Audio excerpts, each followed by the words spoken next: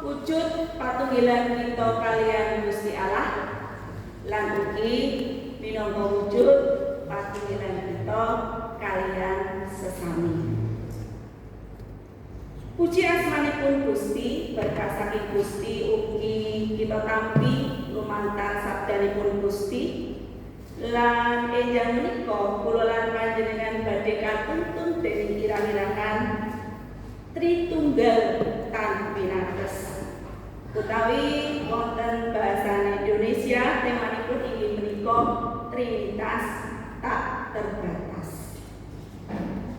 Para sedherek kagunganipun Gusti, nembe kemawon minggu kala wingi kula lan panjenengan sesarengan lumebet wonten ing dinten Pentakosta.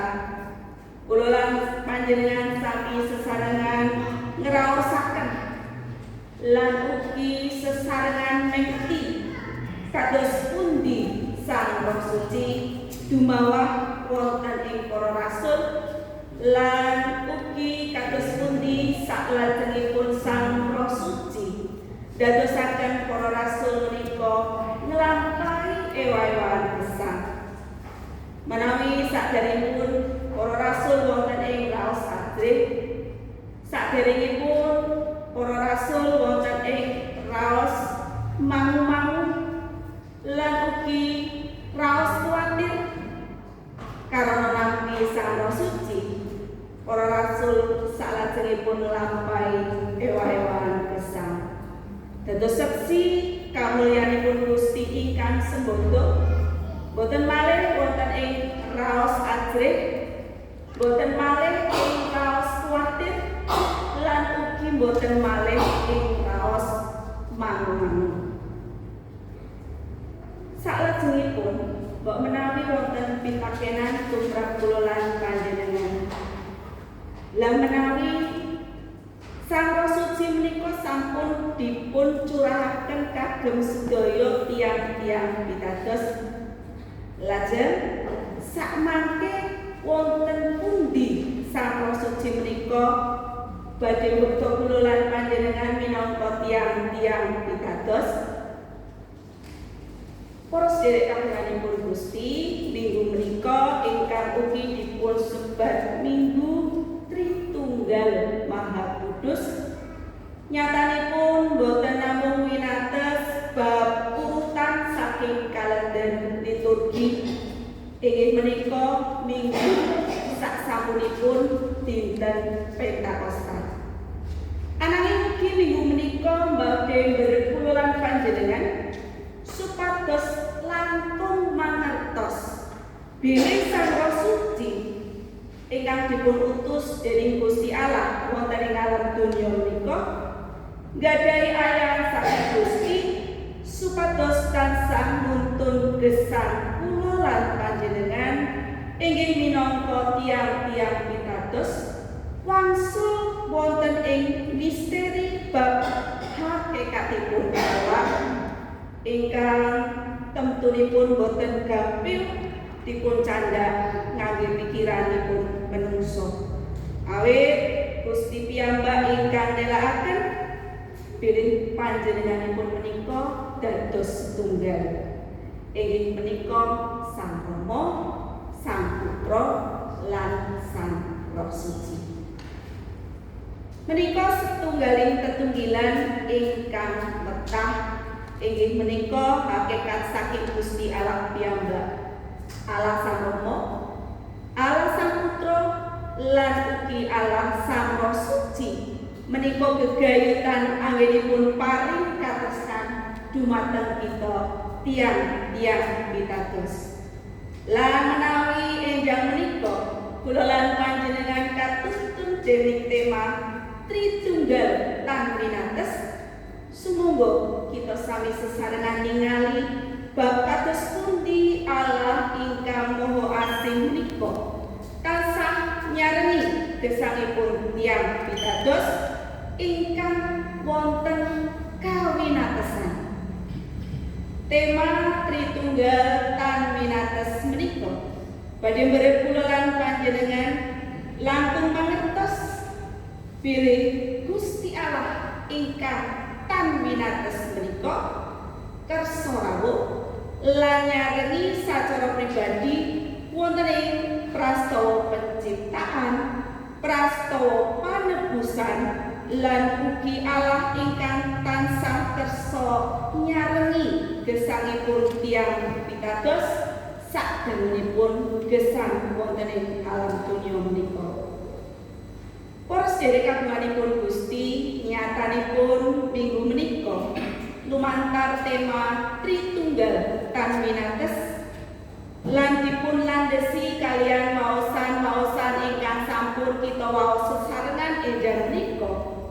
Badhe mberek kula lan panjenengan supados langkung mangertos bilih Gusti Allah ingkang tan winates menika Allah ingkang sami, ingkang tansah ngersakaken tetunggilan sacara pribadi sesarengan kalian manungsa ingkang sampun dipun ciptakaken dening panjenenganipun.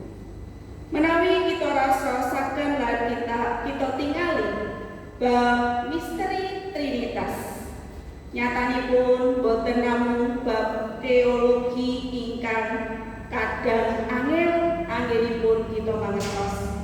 Ananging sumangga kanthi iman lan ugi kanthi kapitadosan sesarengan kita mangertosi bilih bab Trinitas menika inggih saestu bab kados pundi Gusti Allah makarya, kados pundi Gusti Allah paring katresnan dumateng kita lan Gusti Allah ingkang tansah nyarengi kita, nyarengi gesangipun tiyang-tiyang pitados anggenipun lumampah wonten ing donya menika. Para sedherek kagunganipun Gusti, menawi kula tingali bab tema Tritunggal tan winates saged kula aturaken bilih saking tema lan waosan-waosan ingkang sampun kita waos sesarengan kula wau saged kula aturaken dados 3 perangan.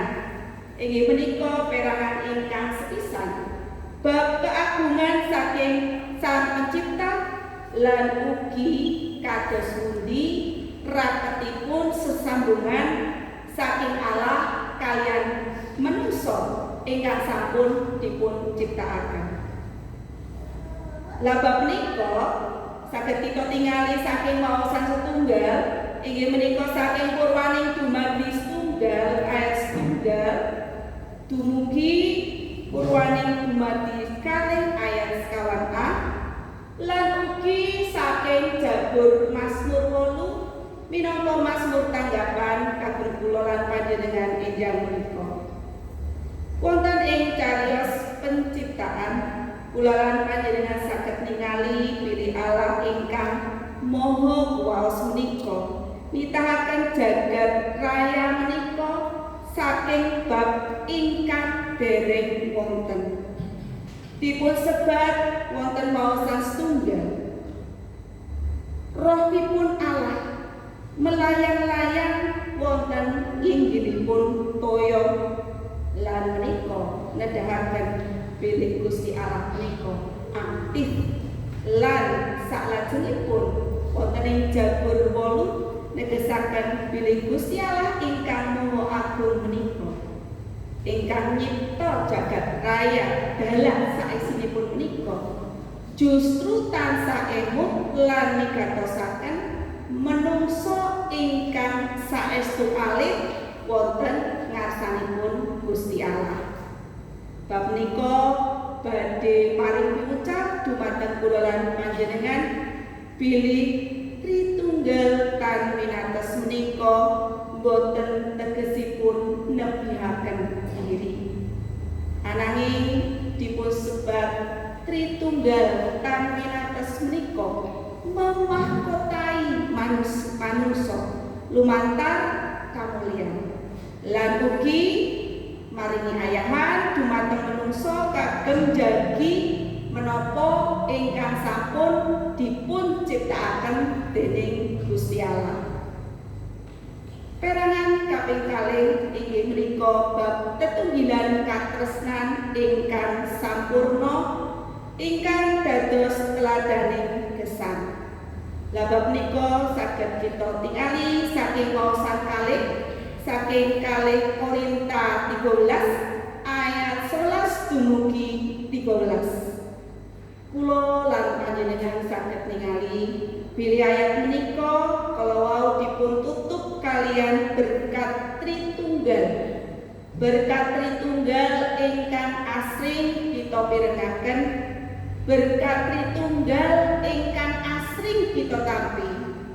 Inggih menika sih rahmate Gusti Yesus Kristus lan siye Gusti Allah tuwin patunggilane Sang Roh Suci ana ing kowe kabeh. Para sedherek kawulanipun Gusti, dados hakikat ingkang paling inggil saking Allah ingkang Tritunggal inggih menika sesambetan.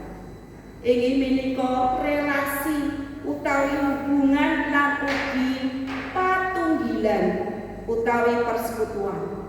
Dados menawi Gusti Allah menika Allah ingkang kebak ing raos katresnan, mila gesangipun patunggilan ugi sampun samestinipun dipun sarengi kanthi katresnan, dipun sarengi kanthi katentreman lan gesang wonten ing salebeting katresnan.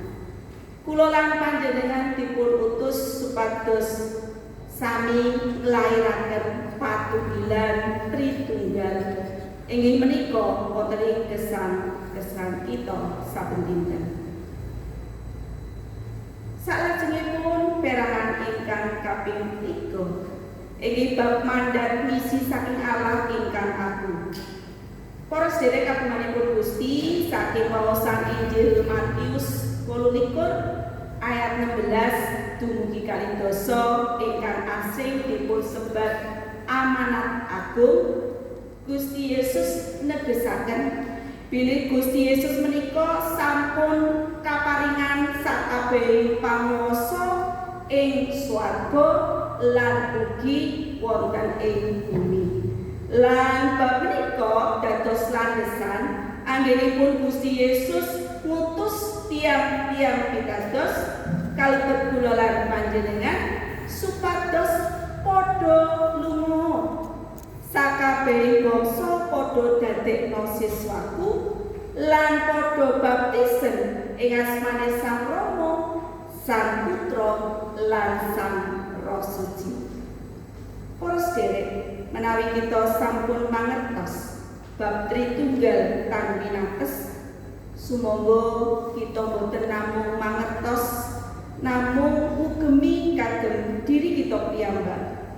Sumangga bab menika saged nuwuhaken daya, nuwuhaken kekuatan supados kula lan panjenengan ugi wantun medal lan ugi saged beto jiwa-jiwa enggal lumebet wonten ing patunggilan katresnanipun Allah kanthi tansah imut kaliyan janjinipun Gusti ingkang bakal nyarengi kita ngantos wekasaning jaman.